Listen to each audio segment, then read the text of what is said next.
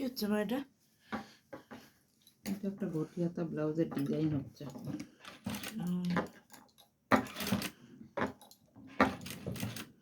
তার ঘটি হাতা ব্লাউজ করবে বলে 4-5টা শাড়ির ব্লাউজ হলো, তার হচ্ছেই না আর কাপড়ে।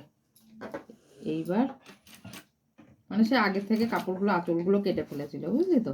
এবার ছোট ছোট ব্লাউজ পিস হচ্ছে না, তাই এবার একদম শাড়ি শুদ্ধ নিয়ে এসছে যে আমি কিন্তু কাটিনি, তুমি আমাকে ঘটি হাতা ব্লাউজ বানিয়ে দেবে। ঠিক আছে, তো তারপর তোর কেটে করছি। আচ্ছা একটা কথা বলবো? বলো।